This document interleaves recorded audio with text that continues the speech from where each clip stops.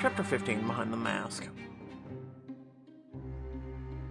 The morning after, a heavy cloud hangs over the breakfast table.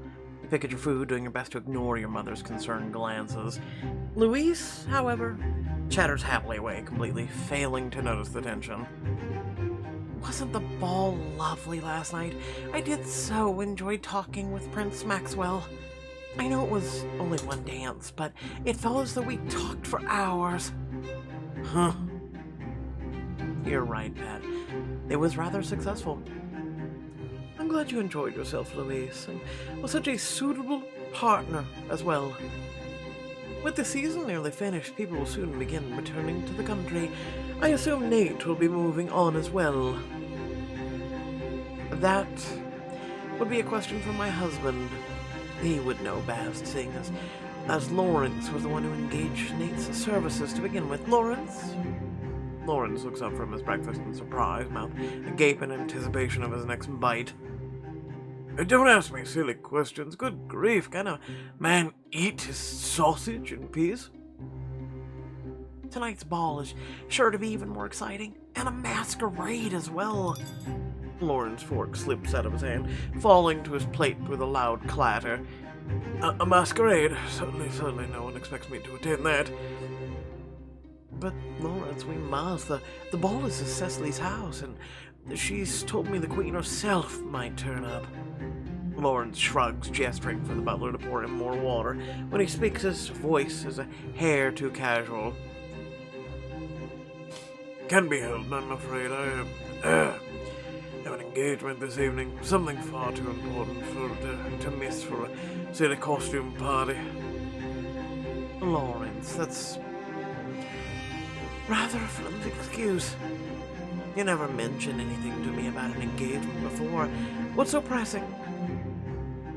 What on earth does it matter? Nate cannot act as a chaperone in my stead.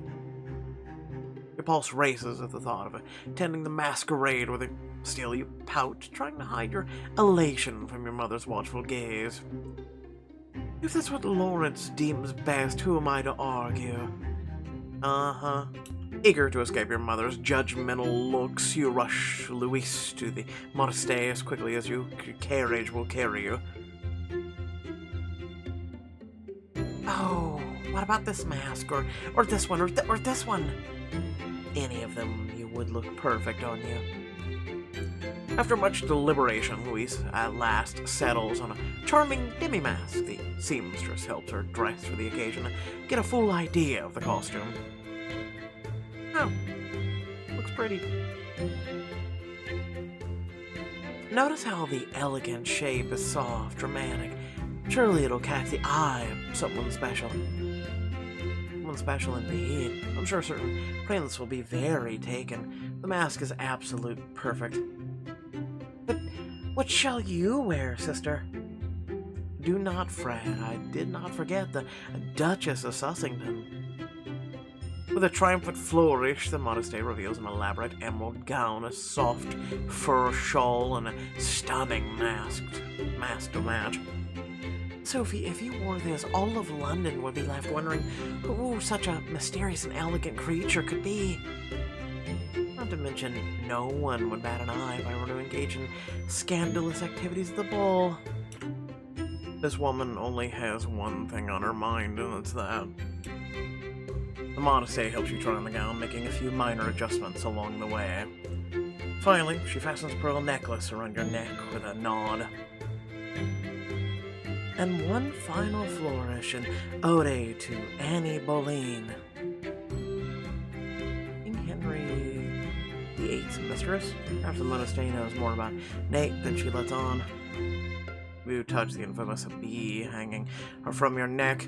You smile at how well it complements the emerald dress. You've clearly outdone yourself. I can hardly recognize myself in the mirror.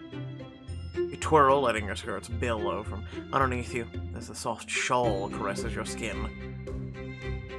Only the best for the Duchess of Sussington, or should I say, Lady of Mystery. All of London will be aflame with you tonight. Sophie, wrap it up at once for me. I can't wait to hide in plain sight at the masquerade. Later that evening, your heart is already pattering with excitement as you make your way down the front staircase, dressed for her ball. At the foot of the stairs stands a rather ravishing man with a face that's masked, but a physique you've come to recognize quite well. Excuse me, sir. Have we met? I don't believe we have. I would remember meeting such an alluring woman. Oh, really? And what would you remember her by when her face is hidden? His eyes darken behind his mask. He steps closer to you, he practically radiating off of him. I'd memorize the curve of her hips, the swell of her breasts. He reaches up, gently tracing the outline of your mask with a single finger. When he speaks again, his voice has gone husky. Not to mention those eyes. And, of course, her soft, kissable lips. Reach out to seductively trace the edge of his mask, letting your fingers skim his cheeks. Your mask compliments you well, Mr. Pippin. There's something so titillating about a disguise, don't you think? It depends on the man behind the mask. And how do you feel about this masked man? Let's simply say I don't think it will be long before he is unmasked. Behind his mask, his eyes darken with lust. You lower your hand just as Louise appears at the top of the staircase. Why are you two just standing there? If we are late, I shall simply die. Louise's eyes are bright with excitement as she hurries down the stairs. Slipping past you and through the door, he turns back towards you with a smile. I'll make sure Louise doesn't reach an untimely end before we even arrive. Thank you. I shall follow you in the second carriage. Perfect. But before we go, to your surprise, he leans forward, pressing a stolen kiss to your lips. For a fleeting moment, you revel in the feel of his warm mouth against yours, the taste of salt that clings to his lips. I will see you soon, Duchess. Very, very soon.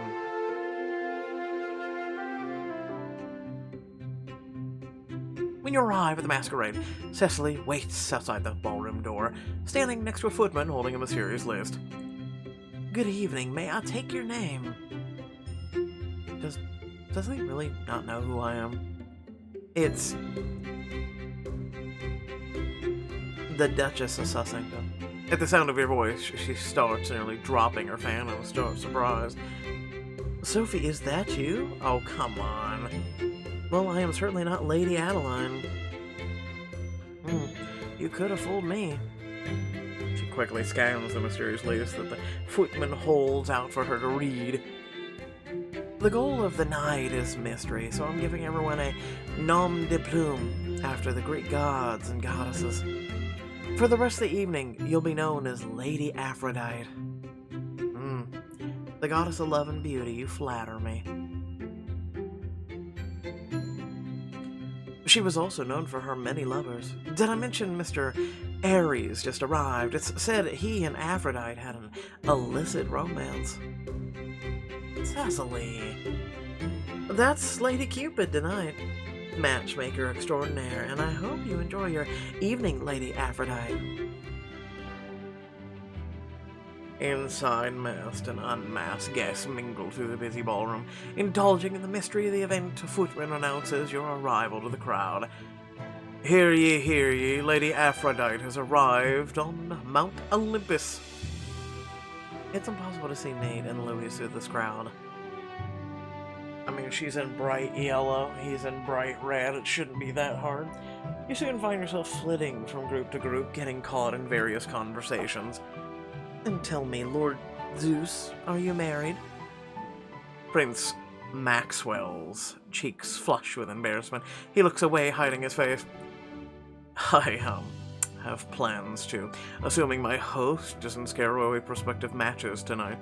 Wait, why is he not wearing a mask?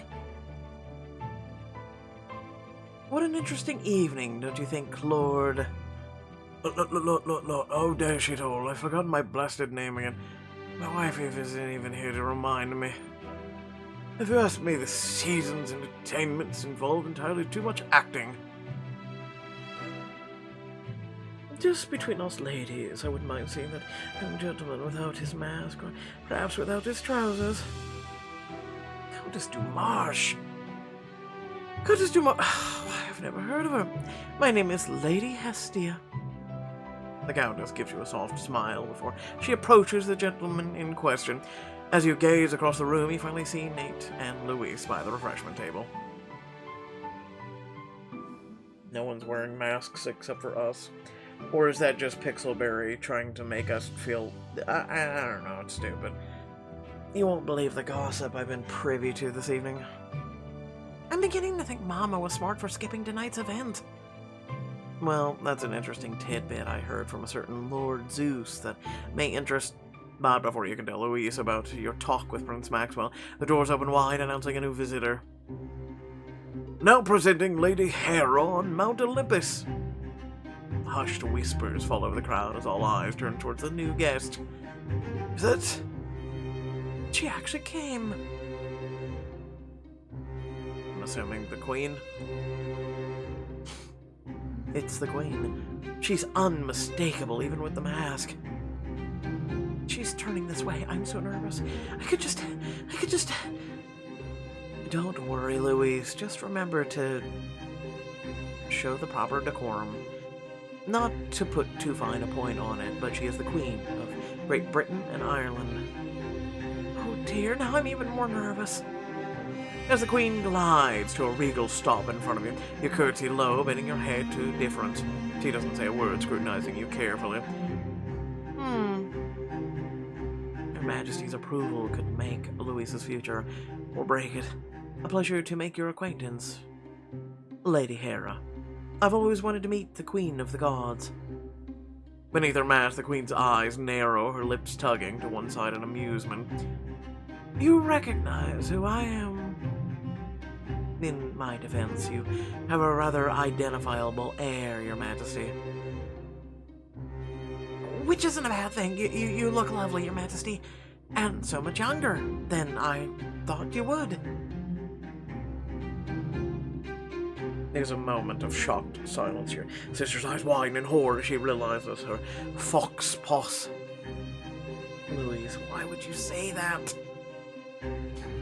And just when you think all is lost, the Queen suddenly breaks into a peal of uproarious laughter.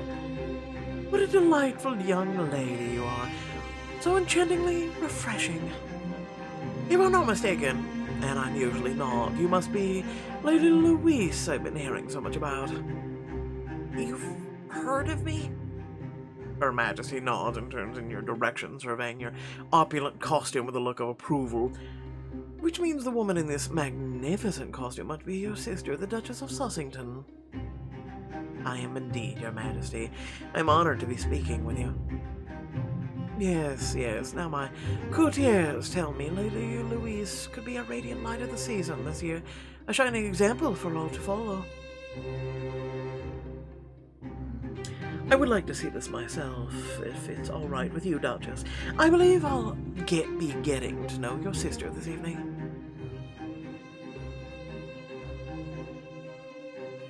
I couldn't disappoint the Queen of England. My sister admires you so, Your Majesty. She must have many questions for you. Oh, yes, dozens of them, perhaps even hundreds. Behind her mouth, the Queen's smile widens. She tucks Louise's arm in hers. How have I never encountered this delightful family before? Come, Lady Louise, you simply must meet one of my ladies-in-waiting. She has the most humorous story about the Prime Minister, a live goose and a rather large pot of jam. Looking equal parts shocked and delighted, Louise trails alongside the Queen through the ballroom. Feel a gentle hand upon your shoulder and a familiar voice in your ear. That's as good a first impression as I've ever seen. Duchess, or should I say Lady Aphrodite. You turn to meet his playful eyes. The sight of him masked never gets old, and you're eager to play along. It seems I am at a disadvantage, sir. You know my name, but I have yet to learn yours. He sweeps into a low bow, nodding his head in an exaggerated greeting. Mr. Ares at your service, my lady, the god of war, although I much prefer making love over war. Perhaps I could prove it to you. Taking your hand, he leads you to a small secluded parlor where a handful of lords and ladies are giggling together. careful, Lord Duchess, or else you might meet the end of my spear. Oh ho ho ho! I'll bow before you any day, Lady Athena. Could you and your pomegranate go away? Lady Athena presses a card to her lips before Lord Duchess attempts to remove it with his mouth before it falls to the floor. Why, that lady is kissing that lord on the mouth as the others are all look on. The sight alone is incredibly scandalous. To your surprise, you feel a rush of warmth spread through your body. He leans closer, whispering softly in your ear. The feel of his warm breath against your bare skin is deliciously tantalizing. Lady Cupid thought to set up some European-style parlor games for her guests. The two of us could join in the fun if you want. Enlighten your education, you could say. Heat running through your veins settles between your legs as the tantalizing idea. A chance to kiss Nate in front of everyone.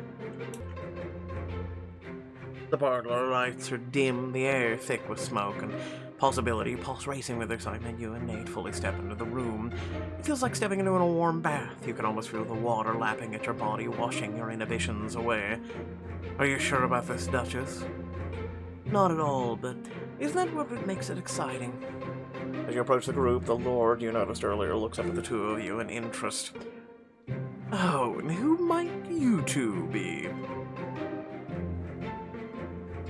I never kiss and tell, my lord. I prefer to simply kiss. You give the gentleman a sensual smile, fluttering your fan coquettishly in front of him.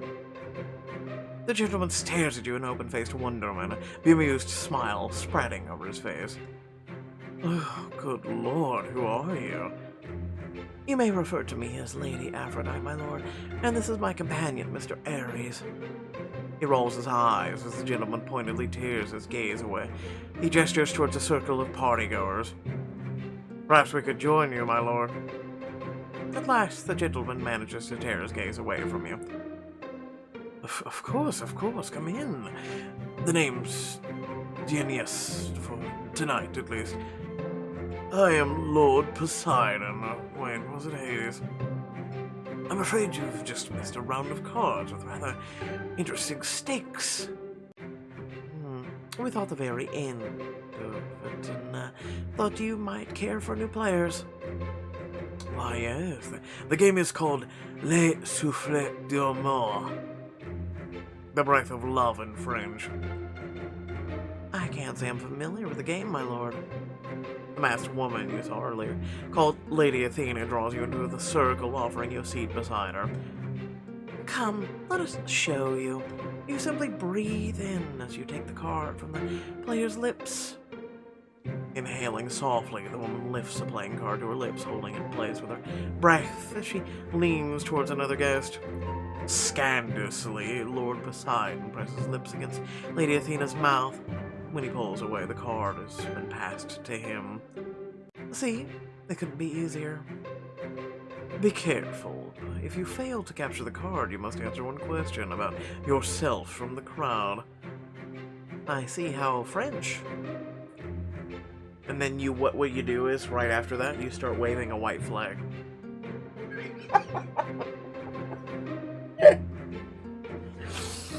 Sorry, not sorry.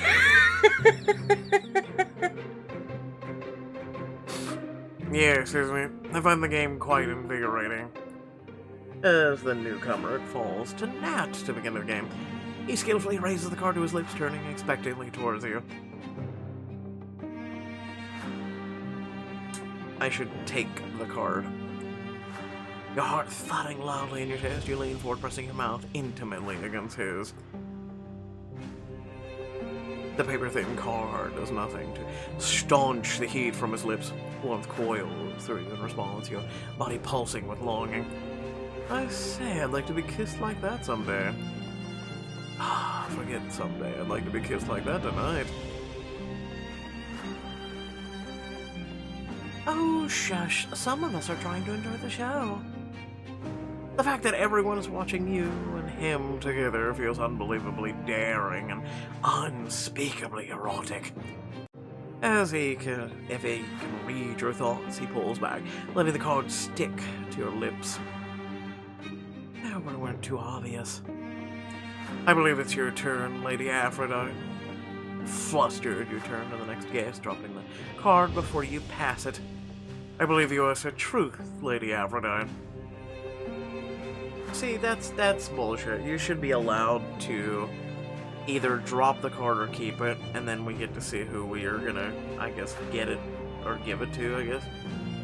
Mass guests all clap in delight, leaning eagerly forward to pepper you with questions. I say, give us your real name, man, Lady Aphrodite. Idiot, tell us if you're married. It looks like the mask hides my identity after all.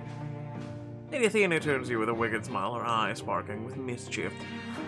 Or, who gives a fig about marriage? Tell me, Lady Aphrodite, have you ever been in love? Remember, my lady, you need only answer one question. I only shall confess. I believe I am in love. With whom, my lady? That's another question. A glance, pausing meaningfully in his direction before continuing. I shan't give a name, but my lover could pull all of Mount Olympus to shame. His gaze burns passionately into you, his eyes darkening as you speak. A loud cheer goes up with your answer, several of the party guests breaking into applause. I say, what fun this is. Let's start the game again. Oh, who gets the card? As the game begins again, the card makes its way around the circle. Poseidon, I didn't know you were so good with air, too. Cannot help if others are wet around me. I certainly don't shy away from subjects here. Eventually, the card makes its way to Nate. As you watch, the woman next to him pretends to fumble the card, pressing an enthusiastic kiss to his lips instead. Oh. What a very enthusiastic kiss. That's the fun of the game, ma'am. An unexpected prickle of emotion runs through the sight of Nate and another woman together. Could this be jealousy? Yep. It haunts us all. He pulls away from the kiss, grinning in amusement. Clearly, he's enjoying the game. That was, some kiss, Lady Aphrodite. I believe it is your turn once more. Plucking the fallen card from the ground, you turn determinedly to the player on your other side. Lord Duchess leans eagerly forward, puckering his lips in preparation. I'm ready. I'm not, God help me.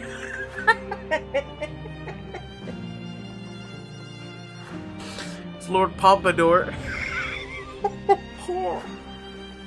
Oh. Perhaps Nate deserves a taste of his own medicine. Technically, you're married, so you give him a taste of his own medicine every moment of his life.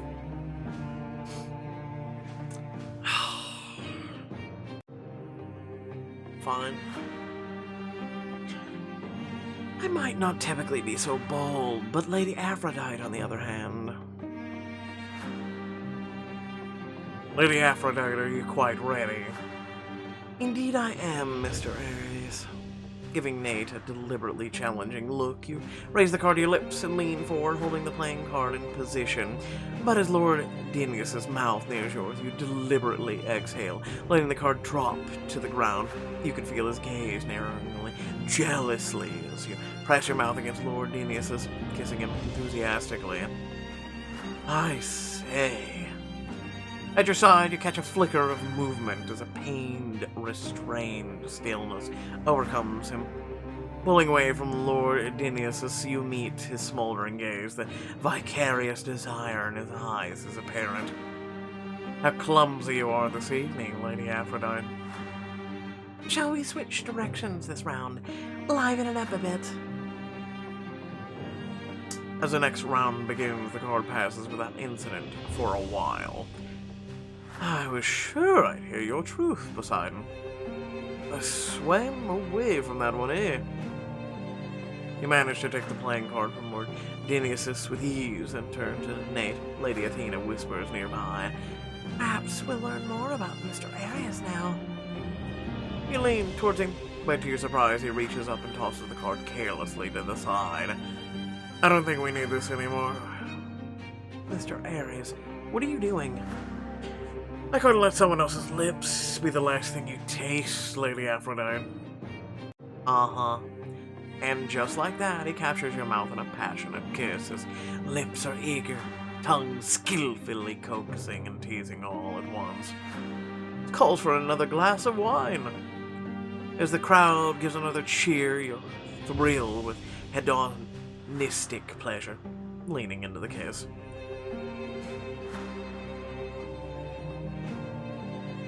Pull him in closer. Reaching up, you slide one hand around the back of his neck, your fingers slipping sensually over his bare skin. Greedily, you pull him closer, tightening your grip as you passionately return the kiss. Sophie.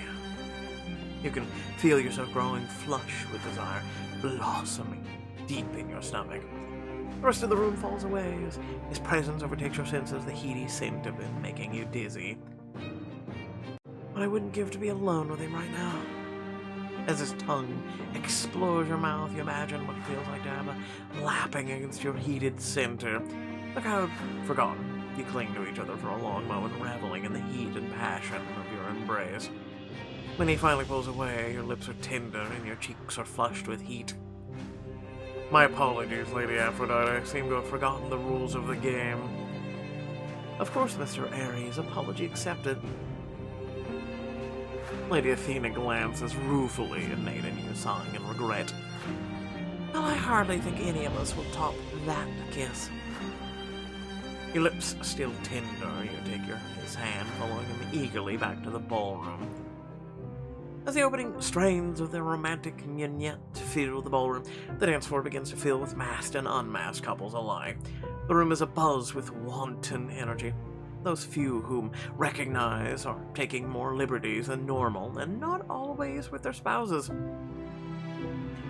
Why, Lord Hayes, you can kidnap me any day. Don't tempt me, Lady Persephone. Nate turns to you with an expectant look, extending his hand towards you. May I have the honor of this dance, Lady Aphrodite? You may, though I thought you'd never ask. His lips find your ears, voice a husky whisper.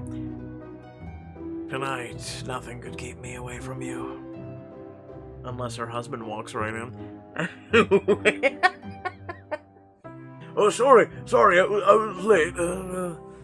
Here's Pip, cheery up. As you twirl across the room in his arms, you feel reckless, knowing no one can recognize you behind this mask. Except for your mom, and your sister, and the prince, and the queen. Just saying. You press closer to Nate, allowing your body to brush, tantalizing against his. Careful, Duchess. No, I don't think I will be tonight. He tightens his grip with a wicked grin. Your breath grows shallower with every brush of his hand against yours. Your legs threaten to give out beneath you. Nate, I think you meet Mr. Ares. Before long, you're breathless and thrilled by his touch, the heady rush of anonymity. His hand skims your waist, caressing you openly and daring. Oh, if all you wanted was freedom to touch me, there are easier ways to get it. He pulls you tight against his body, reveling in the shape of your curves. He whispers in your ear. But doesn't it feel better when we can nearly be seen, Duchess? When there's a risk? The stirring in your body gives way to a boldness as you lean into his embrace. You forget I'm not a Duchess, I'm Lady Aphrodite, and I'm quite enjoy the attention. What if Mr. Ares is the one with something at risk? Drunk on the crackling energy in the air, your hand skims between his legs, reveling in the length for a fleeting moment. Sophie. He curses under his breath as you pull away. His eyes never leave yours as you twirl across the room. How did that feel, Mr. Ares, to be touched there in front of everyone? Was that fear in your eyes? There's a glint in his expression as he catches on your game. He brushes against the pooling heat between your legs, excited to play along. Ares fears nothing. Perhaps I'll prove it, since your husband, Hephaestus, isn't here.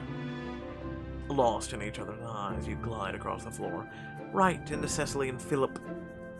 I see you two are rather enjoying my masquerade. I know I am.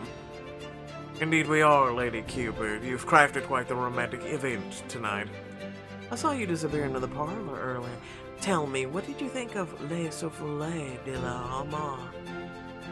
It was educational.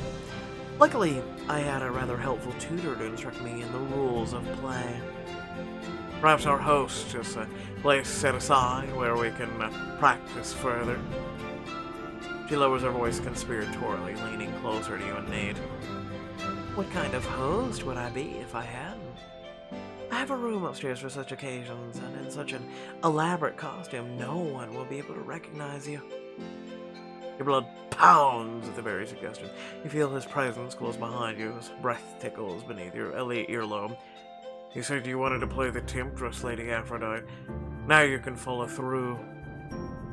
And for just a moment, you picture how it feels for your bodies to intertwine fully.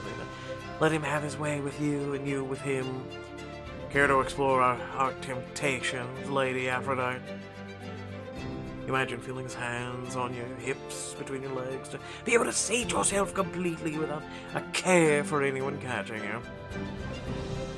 I've had you in the throes of temptation the entire night. Then don't you want to finish the job?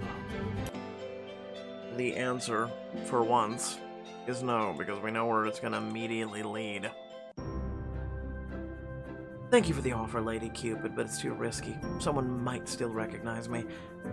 No matter, there is still plenty of masquerade to indulge in.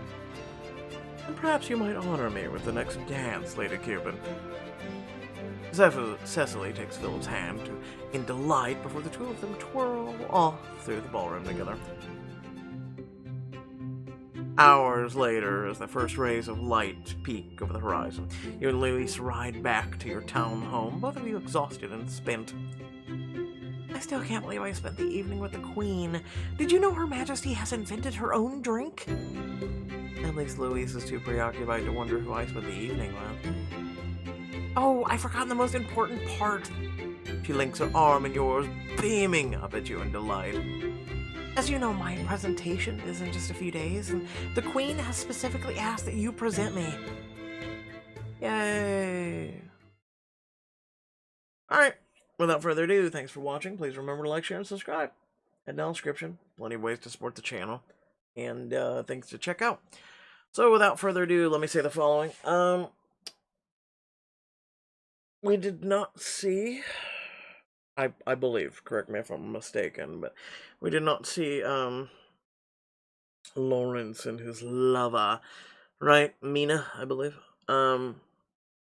Didn't see them. Didn't see either one. So I think, both of them went and spent the evening together versus, you know. It's too bad you can't look at your mom, right? And be like, hey mom, literally I caught Lawrence cheating on me. I'm waiting until Louise has finished the season. She gets engaged or married to the prince, and then I'm going to announce that, you know, I'm kind of done with Lawrence, right? So that way you can move on with your own life. That way they no longer need your wealth. They no longer need all that. And it wouldn't be scandalous for things like that to happen. It's the prince and your sister, not the prince and you, or vice versa, whatever. So yeah, no.